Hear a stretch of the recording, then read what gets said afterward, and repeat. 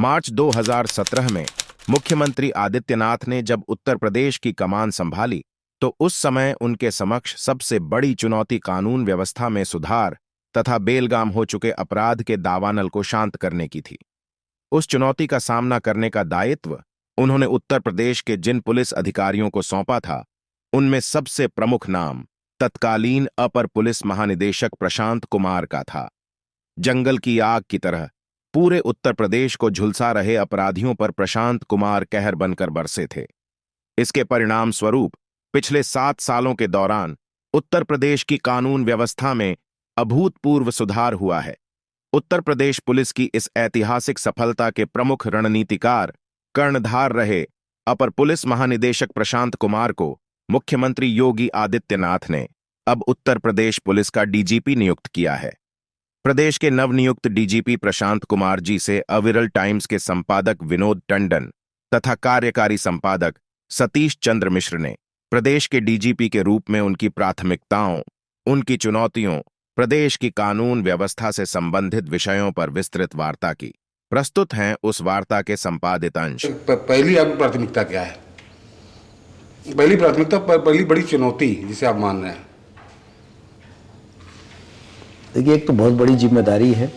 इसके लिए पहले सर्वप्रथम तो मैं राज्य सरकार और प्रदेश के मुखिया का मैं धन्यवाद देना चाहता हूं कि उन्होंने हम पे विश्वास किया और जो पिछले 7 साल में उत्तर प्रदेश में जो ट्रांसफॉर्मेशन आपने देखा है,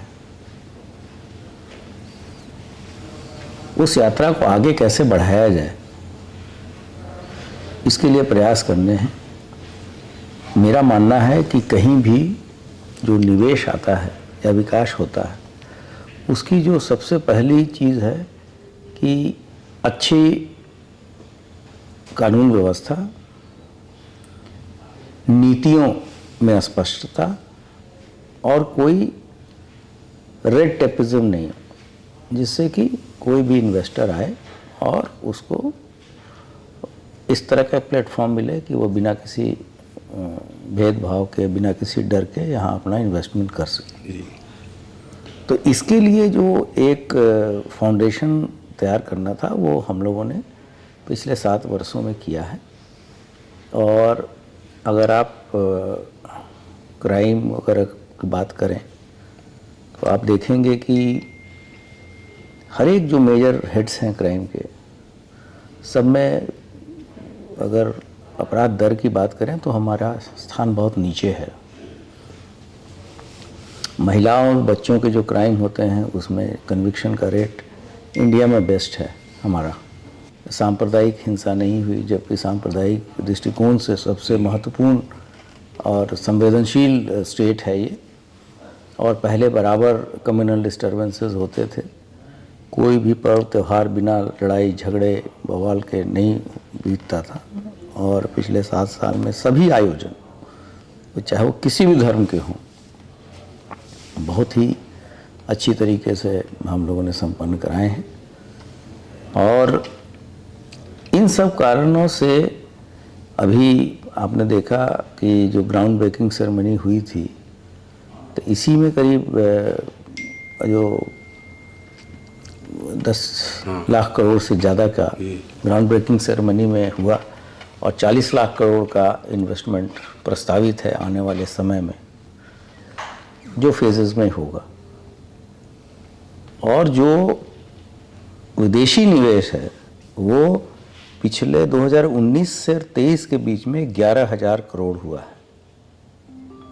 और ये अगर देखें तो 2001 से 2017 के बीच में जितना निवेश हुआ था विदेशी, उससे 400% ज़्यादा है। तो 5 वर्षों में निवेश में 400 गुना वृद्धि, ये अपने आप दर्शाता है कि एक अच्छी व्यवस्था सिस्टम है, गवर्नेंस का एक मॉडल है और जीरो टॉलरेंस की नीति है।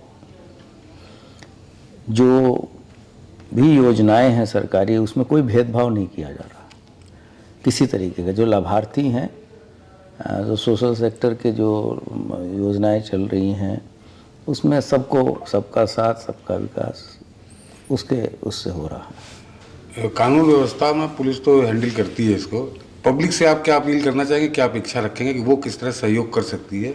नहीं, हम लोग 2-3 चीज़ों पे आगे आने वाले समय में, एक तो हमारे लिए लोकसभा चुनाव एक बहुत बड़ी चुनौती है, जबकि हमें पूरा विश्वास है कि जैसे हम लोगों ने 2022 का विधानसभा कराया था ये भी बहुत अच्छे से कराएंगे।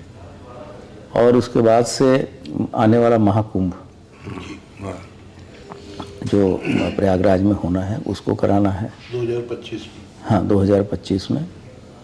और नए जो एक्ट बने हैं हमारे, जैसे आईपीसी, सीआरपीसी और एविडेंस एक्ट, ये सारे नए आ गए हैं। कानून बन चुका है, अब उसको फील्ड पे उतारना है। तो कुछ साल ऐसे होंगे जब को हमको दोनों को चलाना है। अच्छा, इसके लिए हमको अपने जो स्टाफ है उसको ट्रेन करना होगा, तो वो एक बहुत बड़ी चुनौती है। उसकी क्या समय सीमा है, कब तक आपने दोनों को चलाना होगा? तो नहीं, वो तो जब जितने पुराने केसेस हैं वो पुरानी धाराओं में ही ट्राई होंगे। अपने स्टाफ को तैयार करना, हमारे जो सारी चीज़ें अब कंप्यूटराइज होती हैं तो हमारी एफआईआर वैसे कटें, उन धाराओं में कटें जो नई धाराएं हैं। तो ये सब चीज़ों की एक बड़ी तैयारी है जो कि मुझे लग रहा है कि इसमें 2-3 महीने का समय वो प्रोसेस तो आपका शुरू हो चुका है? हाँ, हम लोगों ने शुरू कर दिया। हमारा ट्रेनिंग ब्रांच है, हमारा टेक्निकल सर्विसेज का सेक्शन है। तो ये सभी लोग मिलके इसकी मीटिंग शासन स्तर पे भी हो रही है, तो हम लोग उस चीज़ को लेके चल रहे हैं। और एक साइबर क्राइम का एक ऐसा क्षेत्र है जिसमें कि हमें और भी एफर्ट्स करने की ज़रूरत है। और कल ही जो है लगभग 57 थाने साइबर के माननीय मुख्यमंत्री जी द्वारा उसका उद्घाटन होना है। और प्रत्येक थानों पे एक साइबर डेस्क की भी स्थापना होगी, ताकि साइबर रिलेटेड जो क्राइम्स होते हैं उनका प्रॉपर इन्वेस्टिगेशन हो, उसमें त्वरित कार्रवाई हो, और साइबर फ्रॉड या साइबर क्राइम से जो लोग भी पीड़ित हैं उसको उसी तरीके से न्याय मिले जैसे हम सामान्य केसेस में। साइबर पे एक सवाल करना चाहेंगे। इस पे हमने ये देखा है कि पब्लिक को अगर और ज़्यादा जागरूक किया जाए तो शायद ये क्राइम आसानी से रोका जा सकता है। हाँ, इसमें काफ़ी हद तक पब्लिक भी जो है वो लालच में फंस जाती है और मतलब इस तरीके के प्रलोभन में आ जाती है, जिसकी वजह से ये क्राइम और बढ़ा। नहीं, पब्लिक को एजुकेट करने का भी हम लोग का बहुत अच्छे हमारा प्रयास चल रहा है। कुछ हम लोगों ने जिंगल भी तैयार किए हैं कि क्या चीज़ करें क्या ना करें। तो हम स्कूल्स में, कॉलेजेस में हमारी जो साइबर टीम जाती है ज़िले से, बच्चों को एजुकेट करती है कि भाई किन चीज़ों पे ध्यान देना है, किस पे नहीं देना है। इवन बड़े लोग भी साइबर क्राइम से हिट हो रहे हैं। छोटी छोटी लालचों पे लोगों से उनका कोड वर्ड, पासवर्ड पूछ लेते हैं बैंक का, उसका से पूरा पैसा साइफन ऑफ कर देते। तो हम एजुकेट भी कर रहे हैं और इन्फोर्स भी कर रहे हैं। एक बड़ी समस्या रही तो भारत नेपाल सीमा 550 किलोमीटर लंबी है। अभी खैर 4-5 दिन पहले ड्रग्स को पकड़ा है, घुसपैठ की समस्या रहती है। हाँ, हमारा जो 555 किलोमीटर की सीमा मिलती है और हमारे ऐसे 7 ज़िले हैं। पूरी खुली हुई है वो। हाँ, और वो ओपन पोरस बॉर्डर है। और उसमें एक जो अच्छी बात ये है कि हमारी तरफ से हमारी जो केंद्रीय बल है एसएसबी, उसको इंडो नेपाल बॉर्डर की जिम्मेदारी दी गई है। तो उनके साथ मिलकर हमारा अभियान लगातार चलता है और हमारा प्रयास रहता है कि हम उधर से कोई भी किसी तरह की कोई गड़बड़ी ना होने दें। तो सर ये आपने भी अनुभव किया होगा, समस्या गंभीर नहीं लेकिन बड़ी है, जाम की, ट्रैफिक जाम की सर। हाँ, ट्रैफिक भी एक बहुत बड़ा इशू है। ये एक ऐसा चीज़ है जहाँ एजुकेशन की बहुत आवश्यकता है।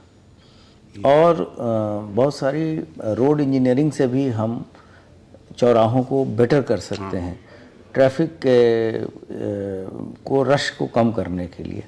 तो हम दोनों तरफ का, हम अपना मैन पावर भी बढ़ा रहे हैं, साथ साथ टेक्नोलॉजी और इंजीनियरिंग का इस्तेमाल करके हम बेहतर ट्रैफिक व्यवस्था सुनिश्चित कराने का प्रयास है। हमारा इंटीग्रेटेड ट्रैफिक मैनेजमेंट सिस्टम भी एक सेफ सिटी प्रोजेक्ट का इंटीग्रल पार्ट है। और सर कोई मैसेज हाँ, पब्लिक आप अपनी तरफ से कहना चाहते नहीं, हैं? हम तो पब्लिक के साथ चाहते हैं कि उत्तर प्रदेश पुलिस के हमारे सभी जवान, सभी अधिकारी, सभी कर्मचारी जनता को और जनता की अपेक्षाओं के अनुसार काम करें, क्योंकि पुलिसिंग भी एक सर्विस है जिसको हमको मुहैया कराना है, और जो जितने बेहतर सुविधा हम कराएंगे, हमारे ऊपर पब्लिक का भी फेथ उतना ही बढ़ेगा। वीडियो पसंद आई हो तो लाइक और चैनल को सब्सक्राइब करें, साथ ही बेल आइकन दबाएं ताकि आपको हमारे सभी नए वीडियो का नोटिफिकेशन मिलता रहे।